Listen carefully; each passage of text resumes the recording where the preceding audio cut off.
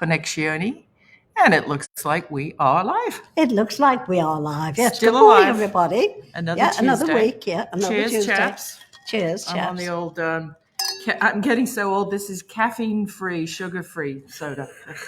But anyway. Do they have caffeine-free whiskey? I wish that would be a good idea. I think it is caffeine-free. Anyway, we digress. We have a wonderful guest this week. Yes, we do. Old friend of ours that we've recently connected with. And turns out he's lived in LA the whole time, although he's been traveling the world. Mm-hmm. And he is Stephen Michael Schwartz. He is a singer-songwriter. He does grown-up music, but his speciality has actually turned out over the years to be in children's music, which is a really interesting and special genre that we're going to talk about today, as well as his amazing, talents and voice and songwriting and guitar playing. We might even be treated to a little live action. Oh, I wonder. Yes, so, let's try and persuade him. And you can find out more about Stephen at the address that's going across the bottom of the ticker, StephenMichaelSchwartz.com. And without further ado, the crowd goes wild. Here he is. Welcome, Stephen. Hello, Stephen. Thank you, Ruth and Angie. Thank you. This is such a joy. Thank you. It's great to catch up after all this time. Absolutely. I guess we've all got a couple more chins by now, haven't we? It's okay. It's okay. Yeah, it's all good. Yeah, that's right. Anyway, thank you again for including me. It's a pleasure. I'm glad we found you. Yeah, I've been a fan of your tea, Angie, for so long, and it's really it's been a joy to see both of you flourishing in this wonderful cyber world, and it's great. It's great to be a part of it. Well, we're trying to learn all about AI now too. Well, I am. Ruth and Martin are wonderful already with this technology that just bedazzles me, bewitches me. And she's got her own ChatGPT account. She's training it how to write limericks. Yeah, my next book after the one I'm just finishing is going to be limericks. So fabulous. In the past, I've only known rude limericks, naughty ones, Yes, like sailor limericks, we used to call them. That's right. Yeah, singing. There was an old man from Nantucket. That's right. That's the one. Well, there was a young lady from Bude who went for a swim in the lake. A man in a punt stuck a pole in her ear and said, "You can't swim here; it's private." Anyway, so that's the. Those are the kind of limericks I like. Yeah. Yes, we'll keep it super clean though, because you may have a kid's mom's and dad's audience that will tune in, so we're not going to offend anyone. No, oh, go on! Why change the habits of a lifetime? So I alluded to the fact that you are in LA, but originally, where did you grow up? I was born in a small desert town called Victorville. And I know you both know about it. Right. But I got out, I escaped, and I ended up living in the San Fernando Valley. So I grew up there, but my father was in the Air Force, so we were moving a lot when I was there. But I set down roots in the San Fernando Valley and stayed there. And I'm in Glendale right now, which is not too far. So I didn't travel far. There's a lot of incredible Armenian food in Glendale, isn't there? Totally. I walk out my door and it smells incredible. It smells like it smells like when I was growing up, my grandparents were living in an area called Fairfax, and it was where all the Orthodox Jews were, and the smells there were extraordinary. Yeah. It feels like that here in Glendale. It's Little Yerevan. When I was doing my singer-songwriter pop star impersonation back in the late 80s and early 90s, I was lucky enough to do a bunch of concerts in Yerevan in Armenia to benefit the Leninikan Spitak earthquake. It was very similar to the earthquake in Turkey and Syria. They lost 40,000 people. And I agreed to go, and because you couldn't bring rubles home in those days, we donated all the money, much to the chagrin of the Moscow oligarch concert promoters, who didn't find out I was also donating their money until I announced it live on TV. Wow. So we got out of Moscow in a hurry. Yeah. Isn't it funny? I mean, you do things for the love of it. You do, especially music. And there's always somebody out there in the dark forces, pulling it all. Well, it's all about greed, isn't it? A lot of it's about greed now, but I just love the fact that you've made a career out of this. When did you first realize, like, how old were you when you first realized music was just it for you? Oh boy. It's funny. I think I hear my mom talk about it when she was bragging about me. She said, Stephen was singing in the womb. And actually, I think that was just gas, but Singing in the Rain, I've heard of. yeah, it sounds like Singing in the Rain. I like that. So when I was young, the first professional job I ever did was you guys will love this. I was 10 years old, and I played a English pub in Santa Monica. It's still there now. It's called the Mucky Duck. Oh yeah. And yeah, and I played there with my little guitar, which was a giant guitar, and I got paid $20. Oh, that's a lot of I was doing songs, country songs or folk songs, and a little bit of Petula Clark's Downtown. I might have even tried a Beatles song. I'm not sure, but that was my first opportunity to sit up. And I don't know if anybody was listening except my mom and dad, but I got the bug there. And then, of course, February 9th, 1964, I'm watching the Ed Sullivan Show, and sure enough, your brother and three other young men were playing music, and I said, "That's a language that I can speak." And there you go. And that was it. Our friend Efrat, who's tuning in from Israel, she says that sounds like a typical Jewish mother bragging about her son from the get-go, right? right from an English pub, right? Yes. Yeah. He was singing in the womb. I knew he was going to be a star. Right. Exactly. So anyway, that was the start of it, and I'm not alone. Obviously, every musician I've ever spoken to talks about February 9th, 1964, as being the the moment they were infused with something that caused their trajectory to go in another direction. Yes. I mean, I was going to be a spaceman. Were you? Yeah, and all of a sudden I decided to be a musician. Yeah, we were having this conversation yesterday about with Martin about our brand and how lucky we are that Jim McCartney adopted me when he married Angie and gave me his name. He never could have known what a brand it would become. Yeah. Isn't that And amazing? us three, Martin and Angie and I, being the custodians of McCartney.com, and now we're starting McCartney.ai for audio intelligence, for ethical creation of cloned voices. So I'm like, it's so funny that when you say McCartney, there's a preconceived notion. And we were at a little Thai place yesterday. I said to Martin, I bet you, if you walked to over any of those guys and gals at the bar who were probably, late 40s to early 70s, I would say, and said, what does the name McCartney conjure up for you? I said, at least half of them would tell you, I remember I was elbows on the floor looking at the TV that Sunday night on Ed Sullivan. I said, immediately, we don't have to build a brand because it has a place in everybody's heart. It's just. I got to tell you, I have the same feeling, because when I go out into the world and they ask me my name and I say Schwartz, they go, Schwartz Bakery, Fairfax, right? Oh, great. Yes. Funny. Isn't that lovely? The smell of warm bread. Yes. Just like right. Exactly. Just like the Beatles. But going back to when you were a kid. Yeah. Apart from the Beatles, who were your early influences as regards music? Well, my parents were, and it sounds cliche, but my father, who was a very religious man, had music from liturgical music, cantors and things like that, and he put them on the record on the record player, and he would also introduce me to show tunes with my mom and jazz and all that.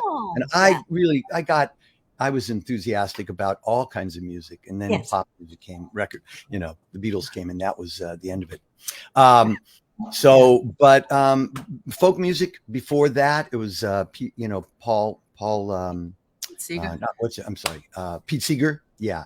And artists like that. And when I went to camp, I got involved in music there, and then putting a band together when I was a little bit older in junior high school was really exciting. And so and then I started to write my own music, and that was a friend of yours on here, Michael Young, says hello, Stevie. Ah, yes, more than a friend. He's my brother. He's my brother-in-law. Oh, really? Nice. Okay, good. Yeah. So he must be with my sister Marla. Our friend Elizabeth has just anointed you the fifth Beatle. So there you are.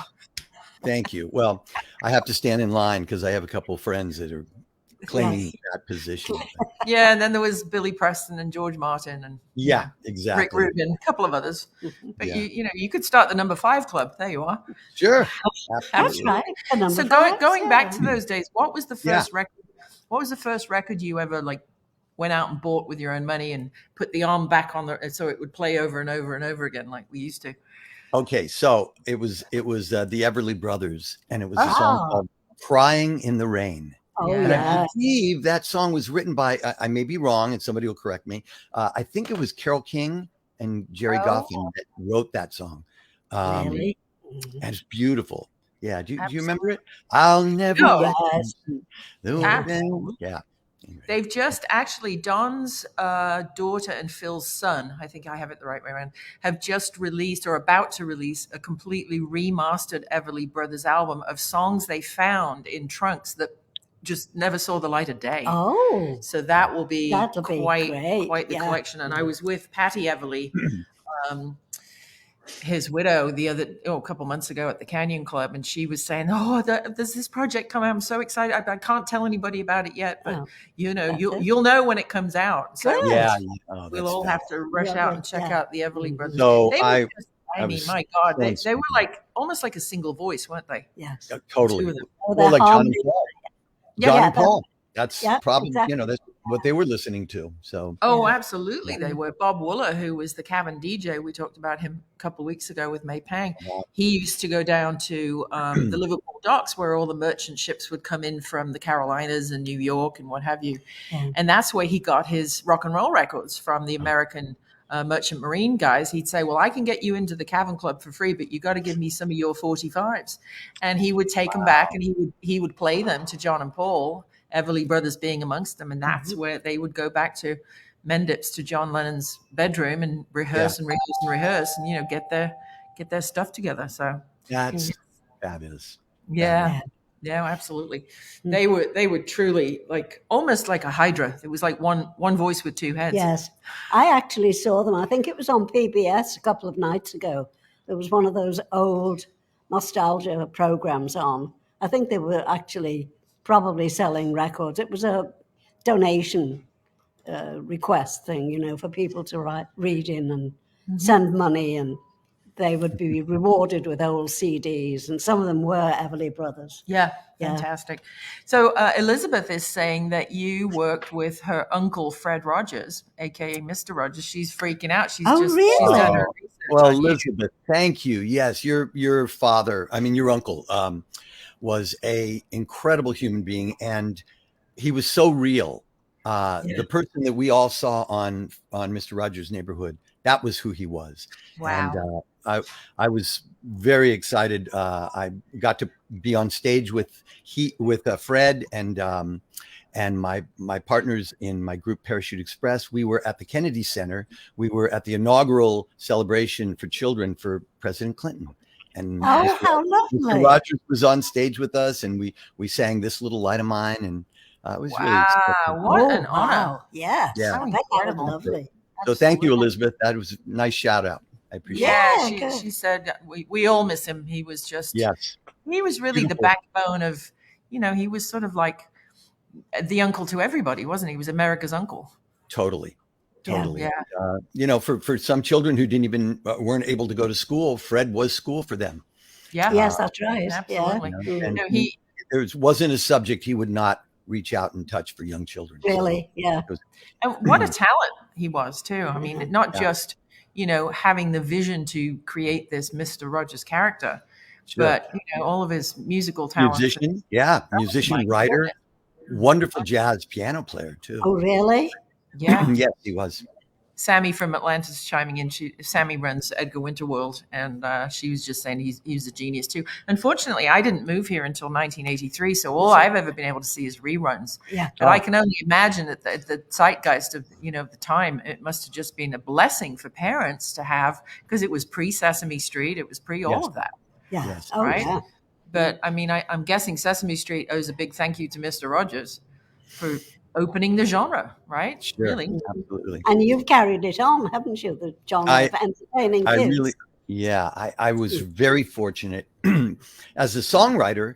As a young songwriter, I was doing pop music, and in 1984, things changed. I had met a friend of mine who opened up something called Gymboree, which was at the time was a new play movement program for children. It Right. kind of came from Kinder Gym, where people would bring their children and they'd sit on their laps, and parents could interact with their children. And Gymboree was just starting, and my friend Donnie was starting it in Los Angeles, and we started to create music for that program. That program started to grow, and our music started to grow with it, and suddenly we became a very, very popular here in the United States. And then Walt Disney picked up on us, signed us to an exclusive label, their label.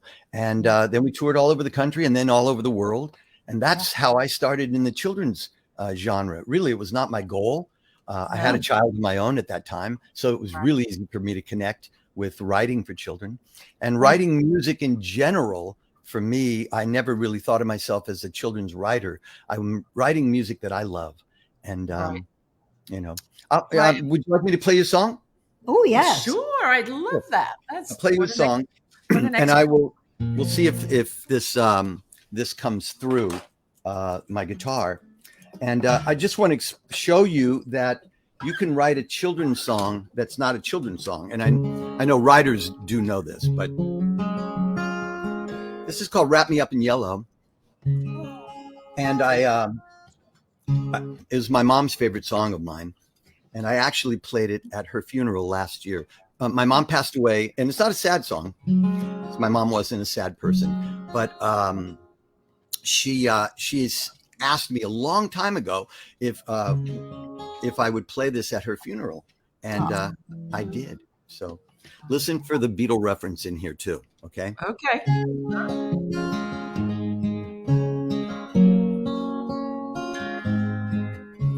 The sun comes up with a yellow glow. It makes everything in the whole world grow. Wrap me up, wrap me up, wrap me up in yellow. Fireflies putting on a show. Their blinking lights bidding me hello. Wrap me up, wrap me up, wrap me up in yellow. Yellow is a bundle of daffodils, and yellow is a chick being born. Yellow is the moon climbing over the hills, and yellow is sweet baby corn. There's yellow in places I've never seen. I'm told somewhere there's a submarine. Down below, top it off with a little bow. When you wrap me up, it's for you, Mom. Wrap me up in yellow. Wrap me up, won't you wrap me up? Wrap me up in yellow. When you wrap me up, wrap me up, wrap me up in yellow.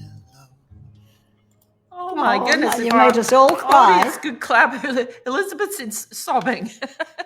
I'm not far behind. Stephen Michael Schwartz, brought to you by Kleenex. Yeah, I was going there myself. My dad, that was for your mom, which is beautiful.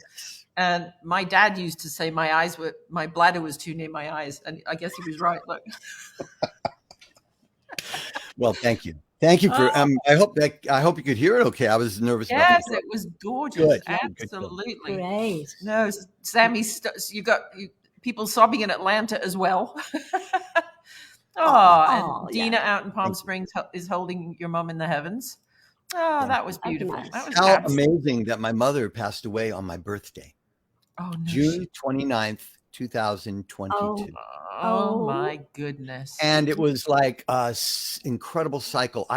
She was not doing well the couple weeks before, and then it got worse. And then at a certain point, I asked her I said, honor me, fly on my birthday, and she did. Oh my goodness! Isn't that amazing? Yeah. So a couple of weeks later, we did a memorial for her, and I got to play "Wrap Me Up in Yellow." Oh, how did you get through it? Yeah, I don't know. My mom, she was holding me up, but I did cry. But. Yeah. Thank you, Joanne. Joanne says such a beautiful song. Yeah, absolutely. So my point for playing that particular song, I didn't mean to bring up my the situation with my mother, the passing of my mom. I just wanted to play something that was, you could call that a children's song if you want, because it ended up on my children's album, but it wasn't. I mean, I think some of the great songs ever written for children have not been for children per se. If you think of the Beatles music, Yellow Submarine, the most popular song for children that the Beatles have ever done, and they didn't write that as a children's song per se. They they just were whimsical. And when you played Beatles music to kids, when they were first exposed to it, they could read "I Want to Hold Your Hand" about their brother, sister, or best friend, right? They can read anything to it. That's right. I think it's just such a shame when we grow up, we lose that innocence of youth and, become skeptics. And it's so lovely that somebody like you is getting to make grown-up music that children can appreciate. And there's a real trick. There's a real art to that. I mean, I'm a lyricist, but I wouldn't know where to begin, really. It's tough. Well, I appreciate that. That's really sweet. Go ahead. When you talked about Gymboree, was that part of your career when you got into acting? When did you become an actor, and how? I was an actor very young. Oh, this is an interesting story. This is also around 11 years old. I had a friend who introduced me. His mother was an agent, and he was going out on interviews and things like that. His name was Gary Marsh. Gary Marsh ended up being on in the film Camelot with Richard Harris. And I watched it last night in the middle of the night. No way. I was flipping channels. And this is amazing. This is amazing.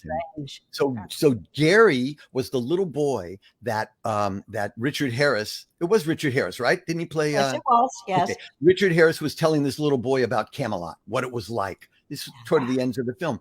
That's Gary Marsh. Gary Marsh was a little boy about my age, about 11, 12 years old. And his mother was an agent. And his mother said to him, does Stephen want to go out and do interviews? I've never been an actor. So I asked my parents and they said, sure, go ahead. So I got somebody took a picture of me so that I could have a picture to show the casting people. And I went in and I started to do, I did a movie called Who's Minding the Mint with Joey Bishop and Dorothy Provine. And I did the television show I Spy. I did Lassie. I started to do, and I was just a young kid. I didn't know anything about acting. I was just reacting to whatever the director wanted me to do. Yeah. So that started that process. Gymboree came much, much later in my after I had an RCA deal. I did 2 television shows, one for NBC back then. But then I started to really focus on songwriting, and then moving next to my friend Donnie, who opened up the Gymboree. He asked me if I could help him put music together for this program. That blew up. That was the thing. And suddenly I almost didn't care which direction I was going in as a entertainer, performer, actor, singer, whatever. I just wanted to express myself. And and children's music, there was a genre, there was something there. There wasn't much going on in that world in 1984. There were a few Canadians who were doing things. Sharon, Lois, and Bram, I think, were one. Raffi, you may remember Raffi, the name Raffi.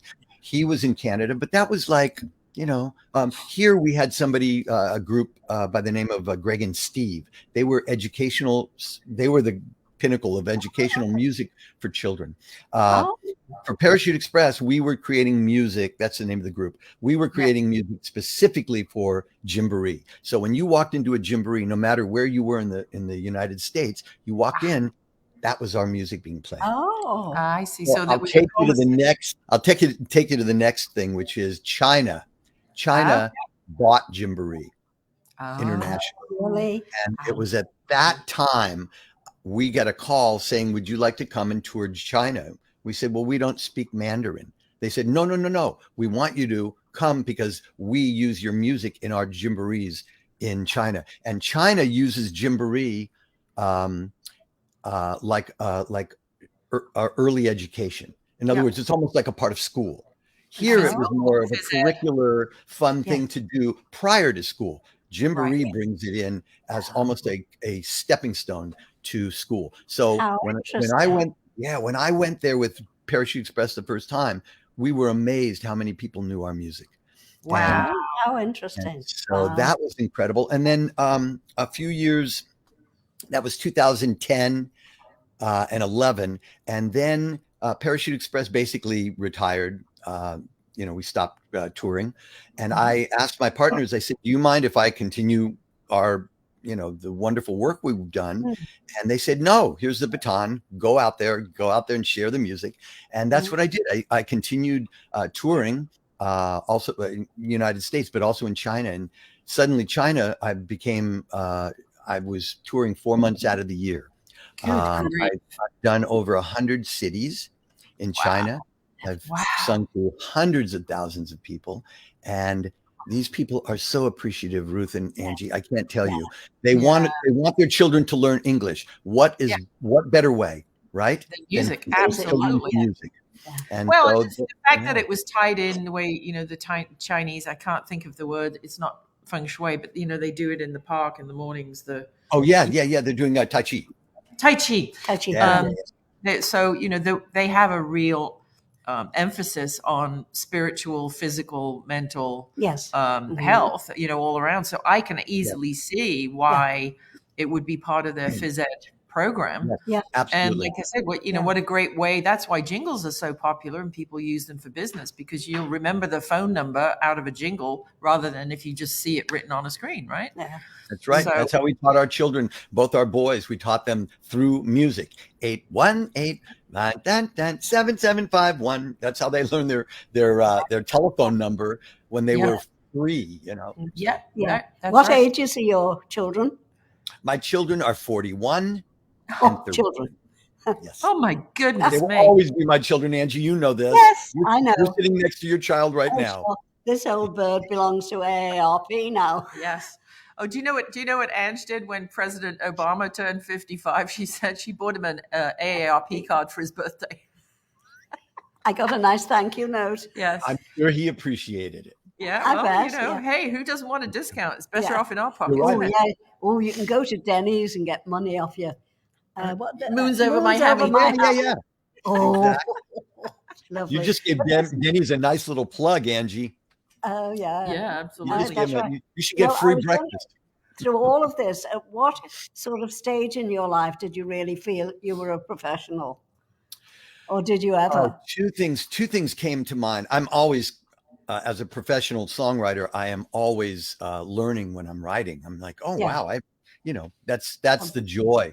It's like as a painter, I'm sure a painter is always painting and learning new ways of using color and things like that. For me, it's the same thing. But two things occurred when I started to feel really good about where I was going as a professional person. One of them was when I signed the RCA record deal. This was 1974. I'm aging myself. This was 1974, and this was the year. This was around. I think John Denver was starting to become very popular with and RCA was his label. It was also the label, of course, of Elvis Presley. Okay. And so when I signed the record deal, I really felt like with the big boys. I had made it. I was 21 years old, and that was quick. I quickly learned my lesson about the entertainment business. It's low. And then I got released from the label for lack of sales, but nonetheless, that moment was very pivotal. And the other one was when I did a television show for NBC called Please Stand By. And it wasn't so much signing the contract for that. We did 24 episodes, and it was that I pulled into for my first day of work, and I had a parking lot with my parking spot with my name on it. Oh boy, That's it. yeah. That that's moment it. made me think, I'm a professional. Yeah, Yeah. I don't have to worry about parking. no, But that's knowing you as I do, or as I did when we met through Robert Yes. Florzak and the whole songwriting crew that Yes. were. Hello, Robert, if you're watching. Thank you If for Hi, Robert. introducing me to these two. Yeah. Hallo, lieber Robert, wie geht's dir denn? Was that you always had, and you still have, such an enthusiasm and like a boyish energy for it. I guess when you sit down to write a song, I know you're a professional, and this is how you've built your career and made your living, but it's still kind of a hobby for you, isn't it? You'd still do it anyway. I would do it. Yeah. I mean, retiring is not in the cards. No. I'm not interested. I I'm know. with you.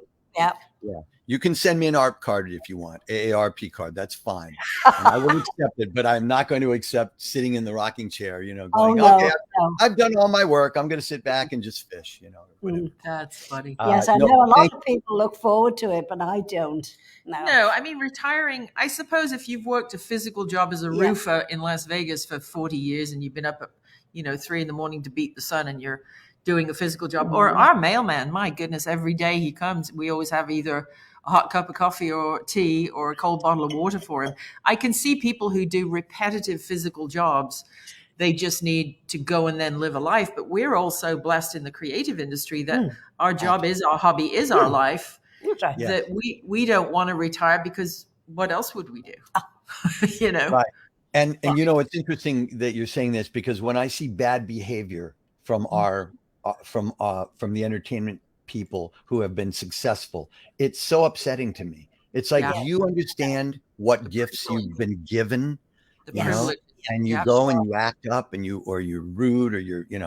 Yeah. Yeah, I love this. No pictures, please. Well, then either stay in the house, call Uber Eats, fly private, or our old neighbor Roseanne Barr. She's a wonderful woman, crazy as a loon. At the height of her sort of fame, she bought herself a burqa, and she used to go out to Ralph's dressed in full-on burqa, like a Muslim lady housewife. What she forgot was her. Well, the voice, first of all, at the checkout. Oh, damn, I forgot my check card. I'm like, Roseanne, is that you? And I look down, and she's in the full blue, embroidered burqa at Ralph's. On her feet. And I look down, and there's flip-flops toenails with a beautiful pedicure and this rose tattoo on her left foot. I'm like, that's you. I know who's under that. She's like, shush, I'm having a bad hair day. But, she was honest enough to say she didn't want to get recognized, so she put on a costume. I mean, okay, fine. But these celebrities who they go off the edge and they go off the rails, and I hate to say it, but people who at election time, they pop up and they pontificate about politics and rights and voting and all of that.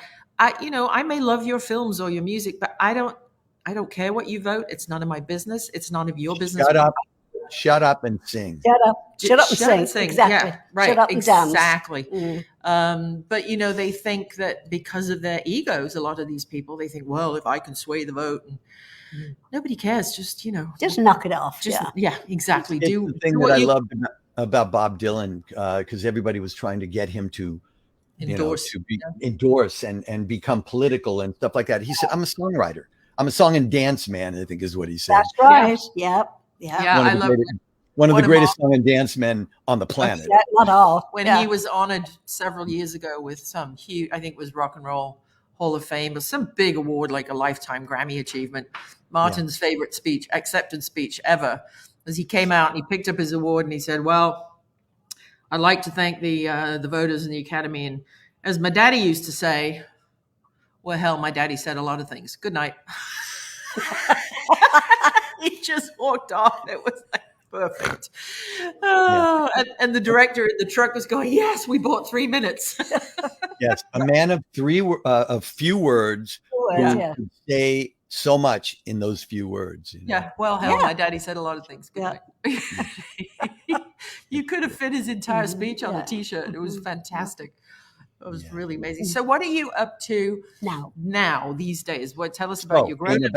In about 4 days, I am actually going back on stage to sing for adults. And I have a sold out show here in Los Angeles. And I'm so excited. I'm nervous, excited. It's like I said to my wife, I said, I haven't played for people who are not diaper trained in years. And Don't be this too is, sure. Don't bring that up. I might be in the audience. Just watch yourself. yeah. Well, we'll see. We'll see Depends. what happens. But it's adults only, and I'm going to play songs that I wrote, like Victorville, songs that you know of my old stuff, and also some new songs that I've been writing that are not children's songs per se, but a child could embrace them totally. So that's exciting. We're getting ready to do another tour in China. That'll be August and September. So I'm going back after 4 years of COVID lockdowns over there, and of course here. And so I'm really excited about that. And I have a television show I put together called Ditto Kiddo, and it's along the lines of Mr. Well, not along the lines. It's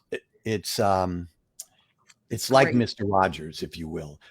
It's me and puppets and my music. And when I say it's like Mr. Rogers, nobody can be like Mr. Rogers, but it's certainly an homage to the quality of work that he did. And I feel very connected to children. And I feel like I can bring my music and the love of my joy of life to this to a television show that they will enjoy. Yeah, I watched that private link you sent me. It you was saw the little fabulous. I It's did just too. Wow. Elizabeth's right. It's your smile is contagious. The show is contagious, and in the little puppet grandson you have, and he's waiting for his tooth to fall out, and it just the story grabs you, but then the music just brings it all together, and then the set decoration, everything. It was perfect. It's absolutely. We shot that during lockdown. And my son, I have to honor my son, my young son, Zachary, because he pulled together all of his friends who were out of work. Nobody was working. And he had said to me, Dad, let's put together a show for you. And I've got friends from CalArts, which is where he graduated, the California Institute of the Arts. He said, and they all want to work. So let's pull them together, and we'll get in a room. We'll all be masked except for you and the puppets. Puppets didn't need to be masked, and we'll do this we'll do this show, and we put it together, and it was it was 4 days of solid work, and these people were excited. I was excited. Fantastic. The puppets were excited. Did you ask to see? Did your COVID compliance officer on set ask to see the puppets' vaccination cards? I hope. Yes, exactly. Showed good, because you can't be too careful. Yeah. You cannot be too careful. So as our regular viewers will know, for our very special guests, before we sign off, obviously learn more all about Stephen at StephenMichaelSchwartz.com, and then on Facebook, Stephen Michael Schwartz Fans, and on YouTube at Stephen Michael Schwartz. But for our very special guests, we compose a little limerick. So here's our thanks to you for spending time with us today. Are you ready? I'm ready. It's clean. It's clean. It's clean. It's clean. It's been sprayed with Clorox, and it's had its vaccination too. It's very clean. 1, 2, 3. Our guest today, Stephen M. Schwartz, creates music of various sorts. He left Victorville of his own good free will, and is now China's rock star import. Ta-da! Have we passed the test? So there you go. And it was all back. Well, this was really fun. Yeah, it was great. Thanks everyone for tuning in. This will be up on our YouTube channel very shortly for those of you who don't live inside Facebook. And, we will get this up on YouTube, bit.ly/TFlix YouTube. And please share away and tell the world about Stephen's wonderful talents and music and all of that good stuff. So thank you so much for joining us. And lovely to see you. We're actually on hiatus next week for Martin's birthday, but we'll be back April 11th with a rabbi. Yes. I'll tune in. An ex-jailbird rabbi. So really? Yes. Indeed. All right, my darling. Well, thanks, kids, for tuning in, and we will see you all of a sudden. You guys take care. God bless. Thanks, everyone. Bye, Ruth. Bye.